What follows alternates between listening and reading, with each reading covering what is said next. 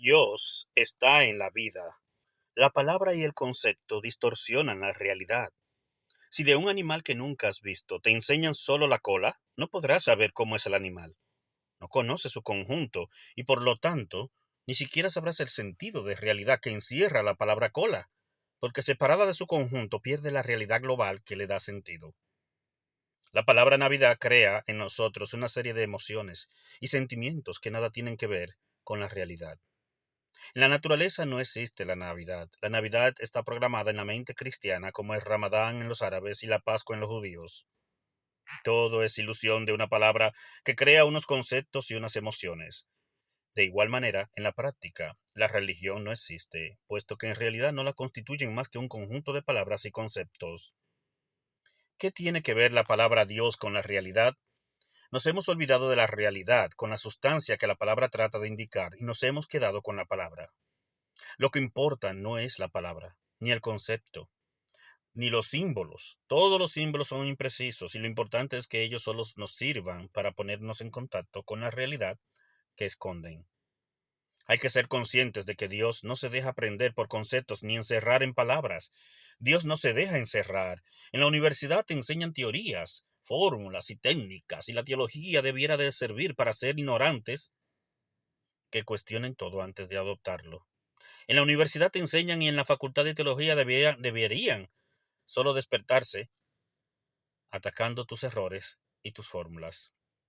¿Sabes lo que le ocurrió a un caníbal que se comió a un misionero católico, a un protestante y a un metodista? Pues que tuvo un movimiento ecuménico en sus tripas. Solo nos separan las palabras y los conceptos. En el fondo todo es lo mismo. Dios es solo uno y no se deja encerrar. Lo que llamas tú no tiene base, pues tú no eres nada. Solo la realidad existe, y solo entrarás en esa realidad a base de liberarte de tus programaciones y meterte en la noche oscura del no saber, de los no conceptos. Aunque antes dije que el niño es incapaz de amar, creo que no lo dije bien, pues los niños seguramente saben amar de una manera tan pura y sin conceptos, tan espontánea, que no lo entendemos con nuestra mentalidad programada. Los niños son los únicos que ven las cosas como son, ven a la persona sin etiquetas, sin prejuicios y responden con espontaneidad a la realidad, sin interferencias. Los prejuicios, las etiquetas y los miedos se los metemos luego nosotros, los mayores, de la misma forma inconsciente que usamos esa programación mecánicamente como hábito. Qué peligrosa es la inconsciencia. Para liberarte de los prejuicios solo tienes la conciencia. Es la conciencia la que te puede liberar. Siempre serás esclavo de las cosas de las que no eres consciente. Hay que ser conscientes de que Dios no se deja aprender por conceptos ni encerrar en palabras. Por eso los niños están más cerca de Dios, mientras nosotros no deformamos su espontaneidad con imágenes y conceptos de malo y bueno. La tesis de que Dios es incomprensible siempre ha estado presente en la teología católica. Para Tomás de Aquino era evidente, y para Ranner, incluso en la visión inmediata de Dios, en la eternidad, seguía siendo incomprensible. La incomprensibilidad de Dios es el centro que debe iluminar toda teología. El mejor teólogo es el que sabe explicar la teología como Jesucristo, por medio de cuentos, sin conceptos, por medio de la vida, como hacía Jesús con las palabras y con sus hechos en la vida cotidiana. Si nos aferramos a los símbolos, olvidaremos la realidad que se encierra en el símbolo. Tu acción debe venir de tu sensibilidad y no de tu ideología. Las matanzas, las injusticias y las guerras provienen de la ideología que ciega a uno a la realidad y lo endurece. El valor de la realidad es único. Jesús enseña lo que es la vida y por ella cómo es el Padre, su Creador.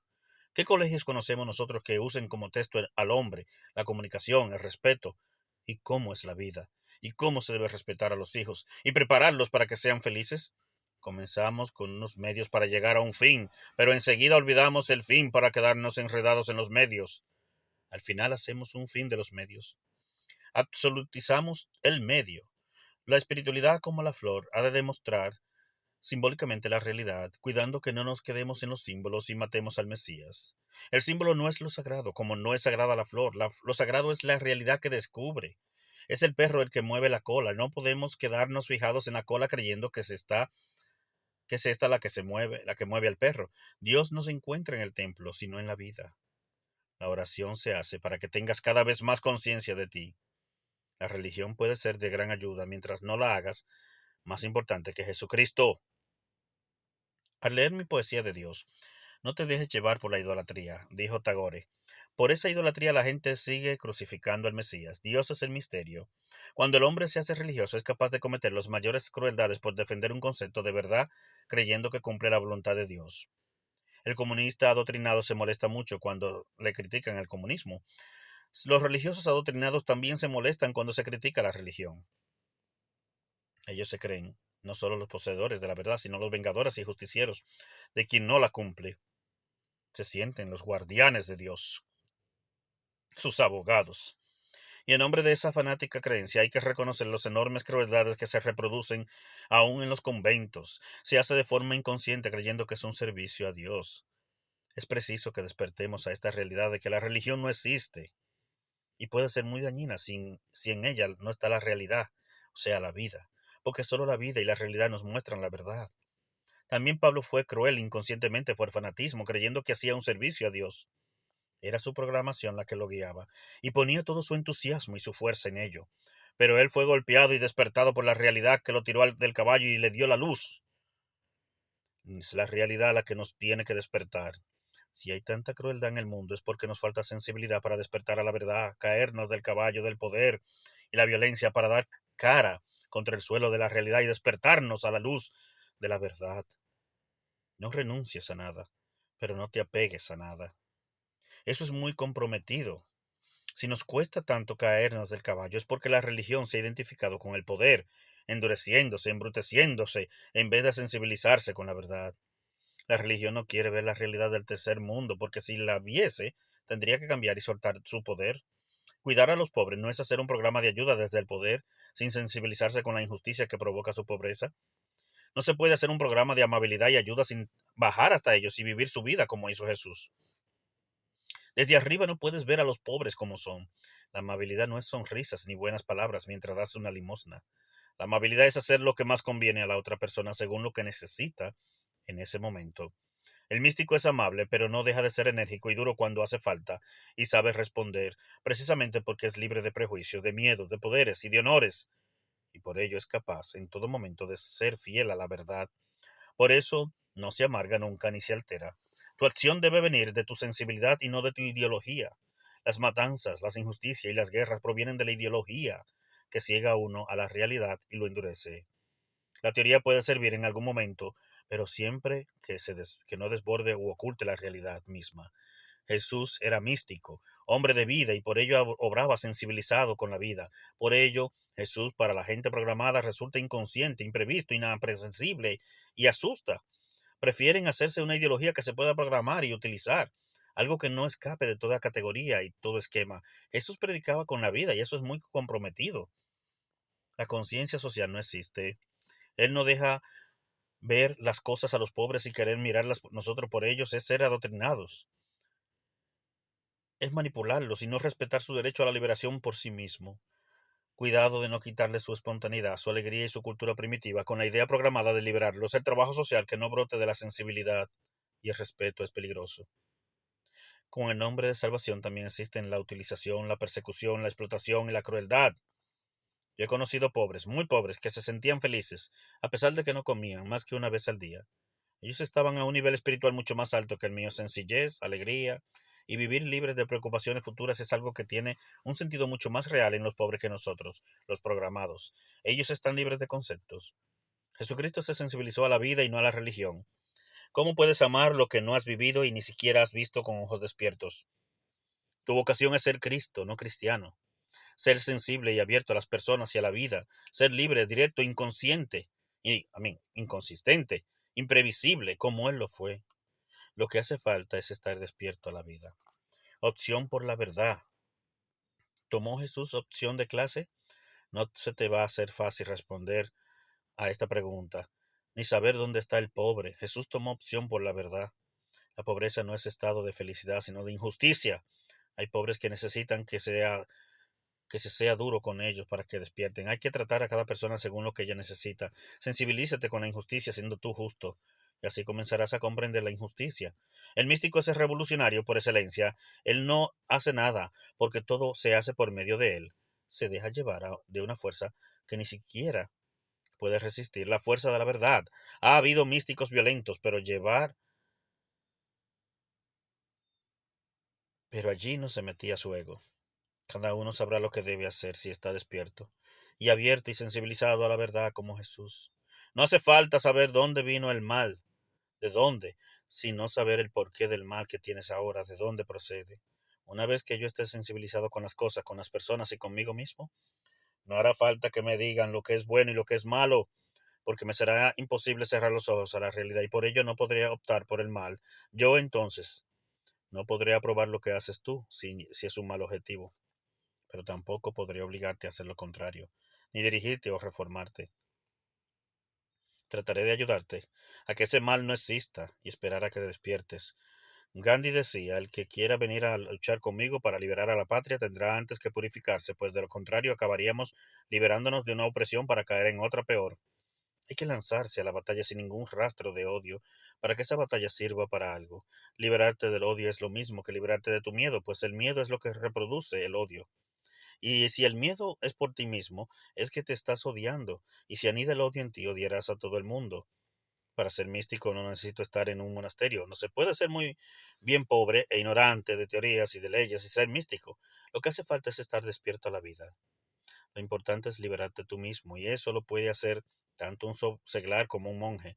Quizá un monje, que con la dificultad de una comunidad cerrada, donde se originan tantos roces, te da pie para descubrir más claramente tus enfermedades y sobre todo sufrir. Es el sufrimiento lo que ayuda a despertar, el encuentro con la realidad. El de estar despierto y mirar sin engaños no quiere decir que desaparezca tu programación, sino que allí estará, pero la verás claramente y el apego lo llamarás apego, y a lo que querías amor lo llamarás egoísmo. El apego habrá perdido la batalla cuando lo descubras, y ya no tendrá el poder que la inconsciencia le daba, tú mandarás sobre él. En un ejercicio, ¿has experimentado alguna vez un sufrimiento grande? Recuerda la situación y trata de comprender que si hubieras usado tu comprensión de tal cual, no habría surgido el sufrimiento. El sufrimiento, ¿qué es? Es un deseo contrariado, es un desear que las cosas ocurran como tú quieres que ocurran, o que las personas se comporten como tú quisieras, y al no ser así, el deseo choca con la realidad, y de esta aflicción surge el sufrimiento. El problema está en mi insistencia de que ocurra algo distinto a la realidad. Es la pretensión de distorsionar la realidad para conformarla a mi apego. Cuando yo deseo retener a un amigo y ese amigo me abandona, en realidad mi sufrimiento será el creer que, porque él se va, yo soy despreciado. Mi deseo de ser querido y mi apego por determinada persona hacen que cifre mi felicidad en retenerla. Y si no lo consigo, mi creencia y mi apego se estrellan contra la realidad.